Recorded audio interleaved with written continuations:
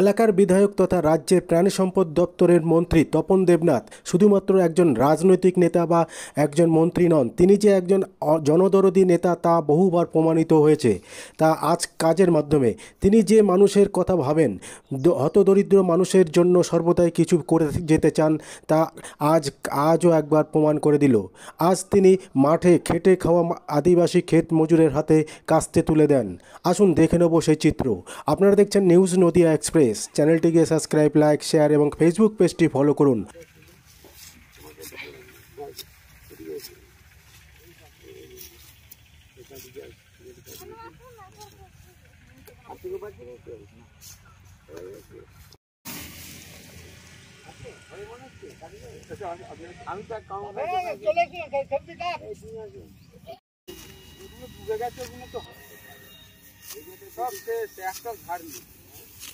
ও না এটা ওই দিকে আসবার সময় মাটি যেটা এখানে মাঠ ওই যে শেখ হোটেলের সামনে মাঠটা দিয়েছে, ওরা পাবে হয়তো ক্ষতি পুরো চেষ্টা হচ্ছে।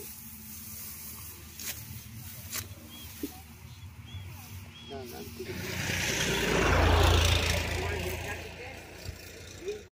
আর ছেলেদের হলে করতে হবে, তাই তো রে জানিস নমস্কার কি করতে হবে।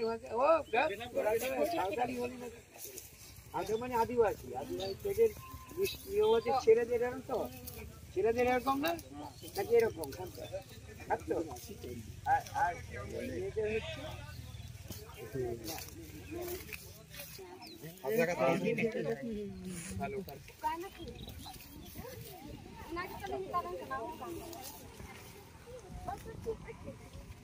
কদিন আগে বিশ্ব মুন্ডা গেল তো জন্মদিন।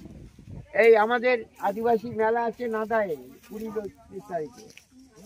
হ্যাঁ, আদিবাসী জয় জোহার আমরা ব্যবস্থা করছি তোমাদের নিয়ে যাওয়ার। আজকে ধান কাটে আছে দুদিন,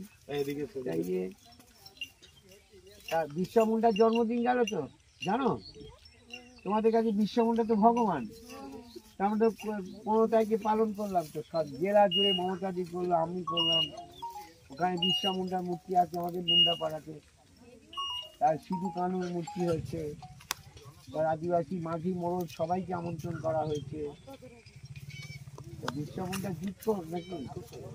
হ্যাঁ, জানো জানো ইংরেজের বিরুদ্ধে লড়াই করেছে ফুলো 2 বোন, ফুলো এবং সোনু। শুনো তোমরা কম নাও, ওরা দুজন তখনকার দিনে ভারত 1855 সালে তখনকার দিনে আদিবাসী দুজন মহিলা ইংরেজের বিরুদ্ধে লড়াই করেছিল। 2 বোন, সিধু কানুর বোন, পুরো ছানু আর বিশ্বা মুন্ডা। আর 150 বছর হয়ে গেছে, ওরাও কিন্তু লড়াই করেছিল, লড়াই করেছিল।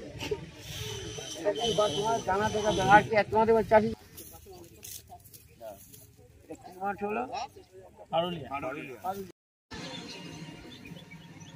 এখন তো ধান কাটার মরশুম। দেখো আমাদের এলাকায় যারা গরিব আদিবাসী মা এবং পুরুষরা থাকেন তারা সবাই পেট মজুর। ধান কাটার মরশুম, ওরা ধান কাটেন। করেছিলাম এদের অনেকেই কাটতে থাকে না ধান কাটা। এবার মাঠে মাঠে গিয়ে যারা ধান কাটছে কর্মরত অবস্থায় ওদের মাঠে গিয়ে ধান কাটার কাটতে দেবো। ইতিমধ্যে আমার বিধানসভা কেন্দ্রে আমি দেবগাছি ওই এলাকার মাঠে গেছিলাম হরিনানের কাছে। ওখানে কর্মরত যারা মায়েরা ছিলেন ওদের হাতে কিছু কাটতে তুলে দিয়েছি। আজকেও সকালবেলা আমি আটঘরিয়ার মাঠে রাস্তার ধারেই মাঠের মাঝখানে গিয়ে ওদের হাতে তুলে দিলাম যারা কাজ করছিলেন তাদের। তারপরে গুপ্তিপুরে মাঠে গেলাম, ওখানে করলাম। আমি দেবপুরের পারুলিয়াতে গেলাম, ওখানে করলাম। তারপরে আমি দইপাড়া, ওখানে দেখলাম কিছু মা পুরুষ তারা ধান কাটছেন, ওদের হাতে। মানে আমি ঠিক করেছি মাঠে মাঠে ঘুরবো, স্পটে যেখানে কাটতে দেখবো তাদের হাতে তুলে দেবো, কোনো অনুষ্ঠান করে না। এই কর্মসূচিটা সকাল থেকে